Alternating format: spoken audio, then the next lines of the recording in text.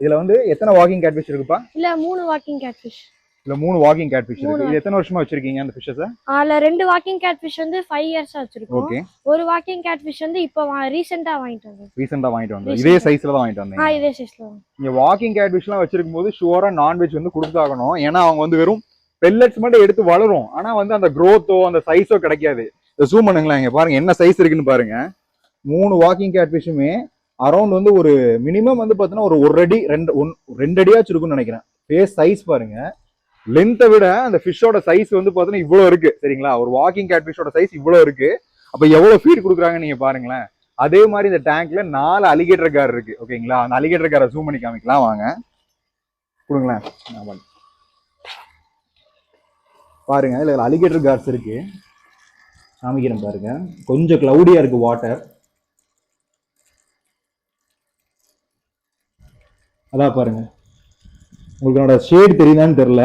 அங்க பாருங்க ஒரு அலிகேட்டர் கார் மெதுவா மேல வருது பாருங்க. இதா இருக்கு பாருங்க 2 அலிகேட்டர் கார். 2 இங்க பாருங்க. ஸ்னேக் ஹெட் இருக்காங்க. இங்க ஒரு ஸ்னேக் ஹெட் இருக்காரு. இங்க பாருங்களேன், முன்னாடியே ஒரு அலிகேட்டர் கார் வர்றாங்க பாருங்க. நம்மளால வந்து பாத்தீங்கன்னா வாட்டர் குவாலிட்டி கொஞ்சம் கம்மியா இருக்கிறதுனால அந்த அளவுக்கு கவர் பண்ண முடியல. ஆனா நேக்கட் ஐஸ்க்கு வந்து பாத்தீங்கன்னா இதுல பெரிய பெரிய ஃபிஷஸ் இருக்கிறது அப்படியே தெரியுது சரிங்களா? அங்க பாருங்களேன். என்னால வந்து பாத்தீங்கன்னா உங்களுக்கு அந்த அளவுக்கு ஜூம் பண்ண முடியுமான்னு தெரியல.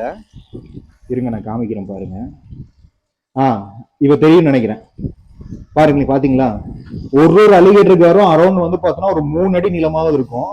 இங்க பாருங்க, இங்க ஒரு அலிகேட்டர் கார் வருது பாருங்க மேலேயே. என்னோட சைஸை மட்டும் பாருங்களேன், அப்படியே என்னுடைய ஒரு கையை விட பெருசா இருக்கு இந்த அலிகேட்டர் கார்.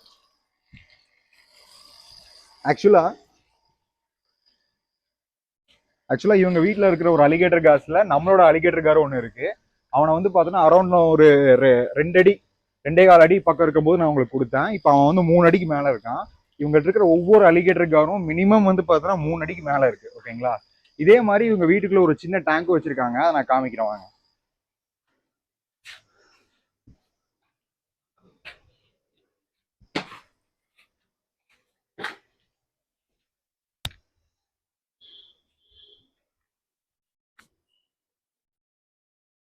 பாருங்க, இதுல ஆக்சுவலா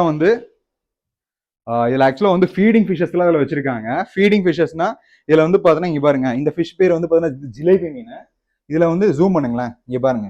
இது வந்து பாத்தீங்கன்னா இந்த பனையேறி கெண்டைன்னு சொல்லுவாங்க. இந்த டாட்டோட இருக்கு பாத்தீங்களா? ஜூம் பண்ணுங்களேன் இந்த ஃபிஷ்ஷை நல்லா ஜூம் பண்ணி காமிங்க. இந்த ஃபிஷ்ஷோட பேர் வந்து பாத்தீங்கன்னா பனையேறி கெண்டை. அதாவது இந்த ஃபிஷ் என்ன பண்ணும்னா தண்ணி இல்லாத போது வந்து பாத்தீங்கன்னா